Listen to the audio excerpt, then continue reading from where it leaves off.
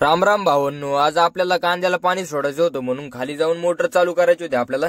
खाली गेलो विहिरीवरती, सगळे पाईप व्यवस्थित जोडले, मोटर चालू केली तर एका उसातून चांगलंच पाणी गळत होतं.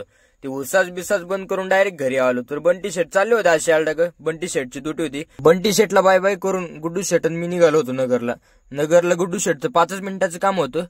नगरला गेलो, 5 मिनिटात काम उरकून मागं निघलो तर या पुलाखाली मित्रांनो एका गाडीतून बिस्लरीचे बरेचसे बॉक्स खाली पडले होते. मी घ्यायला उतरणार होतो पण गुड्डू शेट म्हणला नको आपल्याला लय आणत्यान. मग ते म्हणलं नको भाऊ आपल्याला लय आणत्यान चला. मग आलो पुढं, इथं पालवेची अंडा भुर्जी खायची होती. गुड्डू शेट म्हणले मित्रांनो दाबून अंडा भुर्जी ना अंडा पेटीच खाल्ली. मग काय कानाकानाच घराच्या दिशेने निघालो. मित्रांनो हा झेंडा दौंड हायवेला कोणत्या गावात झळकतो एकदा कमेंट करून नक्की सांगा मला. वातावरण असं झॅक झालतं ना, असं बंगाट आलो ना मित्रांनो. घरी आलो डायरेक्ट पिनू शेट आणि मी डायरेक्ट माऊली शेटची इथं चाललो होतो. माऊली शेटची इथं भला मोठा साप निघला होता मित्रांनो. कोणत्या जातीचा साप आहे बघा भाऊ. माऊली शेटने डायरेक्ट गोणीत भरला त्याला आणि आमच्याकडे शिवाला आणून सोडला. माऊली शेट तसे सगळेच साप पकडतात पण मांडुळाला घाबरतात.